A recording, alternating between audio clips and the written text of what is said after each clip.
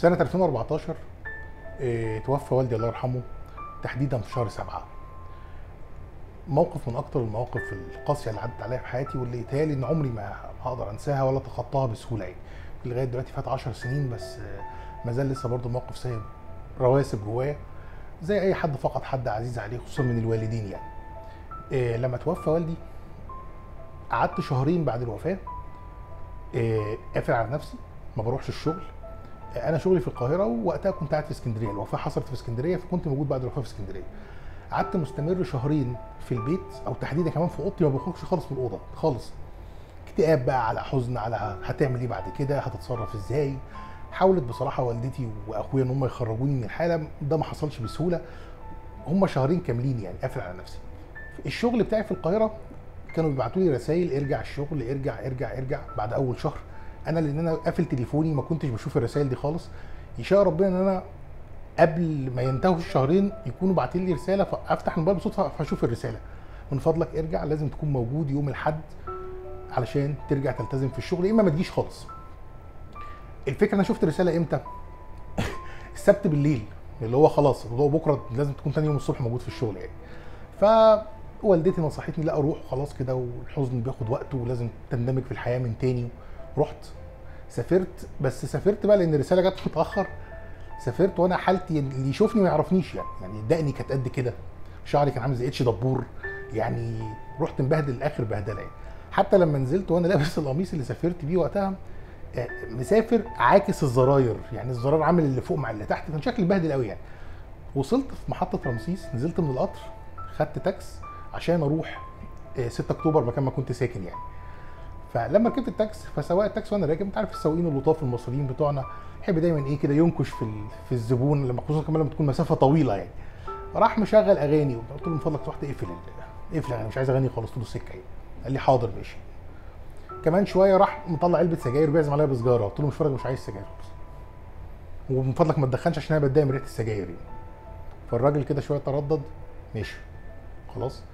بعدها بحوالي 10 دقايق عايز يحكي بقى، بقول لك شفت النهارده الجو والدنيا عامله ايه؟ قلت له من فضلك انا مش عايز اتكلم خالص، ومصدع وما عنديش قابليه لاي فعل ممكن تتخيله يعني.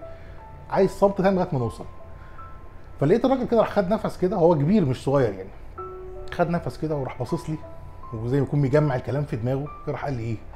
بقول لك ايه يا استاذ، ما بلاش ترسمها كده قوي وعديها تعدي. قلت له ايه اللي عديها تعدي دي؟ قال لي عديها يعني ايه يعني، هيكون عندك ايه يعني؟ البنت اللي بتحبها سابتك؟ ولا صاحب الشقه اللي انت قاعد فيها ومأجرها اتكسر عليك ايجار شهر واتنين فعايز يطردك؟ ولا المدير بتاعك في الشغل مغلس عليك وعمال يخصم لك؟ مهما كان اللي عندك، ومن غير ما اعرفه ومش عايز اعرفه، وما يجيش حاجه جنب اللي عندي. فانا ايه بيني وبين نفسي يعني عمال اقول بدأنا بقى، او بعدين يعني عايز تقول ايه يعني؟ قال لي انا عندي بنت عندها 8 سنين كانت بتلعب في الشارع من 3 4 ايام، وهي بتلعب مع العيال دخل في عينيها سيخ من بتاع البنا، فدلوقتي البنت محجوزه في المستشفى بقى لها 3 ايام. حاجه من اتنين: يا اما تدفع فلوس عشان تعمل عمليه تحاول تنقذ عينيها ان هي ما تروحش خلاص، يا اما ادفع ايجار التاكسي اللي انا سايقه ده، القسط بتاع التاكس اللي بقاله 3 شهور متاخر عليا. بعنا عفش البيت وبعنا كل حاجه، موجود معانا شويه فلوس قليله جدا، لا تكفي ده ولا تكفي ده، فيعمل ده يعمل ده لو معايا الفلوس يعني. هو وبيحكي انا في دماغي بقى ايه؟ صعبانيات بقى عشان يزود في الاجره ومش... لكن لقيته بيكمل، هو مش عايز فلوس بيكمل. قال لي لكن رغم كده ولا هاممني، ولازم اخد قرار كمان يومين بالكتير، ولا هاممني ولا فارق معايا. فانا مستغرب، فبقيت انصت اكتر ليه يعني، اسمعه اكتر. قال لي لدرجه ان الست في البيت بتقول عليا انك اتجننت وراكبني عفريت، ازاي مش فارق معايا؟ دي حكيتي من الودن دي للودن دي. عارف انا مش فارق معايا ليه؟ قلت له ليه؟ قال لي عشان هو قال في كتابه لا يكلف الله نفسا الا وسعها. ما دام حطني في الموقف الفلاني يبقى انا قده وهعديه. انا لو ما كنتش قد الموقف الصعب ده اللي انا شايفه ان هو نهايه العالم، ما كانش اصلا هيحطني فيه. لو انا مش هعديه مش هتحط فيه. انت فاكر ان الموقف ده هو نهايه العالم، لكن ربنا قال لا يكلف الله نفسا الا وسعها. رد عليا، قال ولا ما قالش؟ قلت له قال. بس خلاص يبقى والله هتعدي. فالموقف ده على قد بساطته وعلى قد قدريته القدر ان هو ساقه ليا يعني، بقى منهج حياه بعد كده. حتى لما تيجي تفكر بينك وبين نفسك، المشكله الفلانيه صعبه والدنيا مقفله وتدبدب برجليك في الارض وشايف ان هي نهايه العالم وشايف ان عقارب الساعه وقفت في الموقف الفلاني. لا، بينزل البلاء وبينزل معاه اللطف، بينزل العسر وبينزل بعده اليسر. دي قاعده الهيه ربانيه. مفيش حاجه وحشه بتحصل الا لما بيكون عوض ربنا بعدها على طول.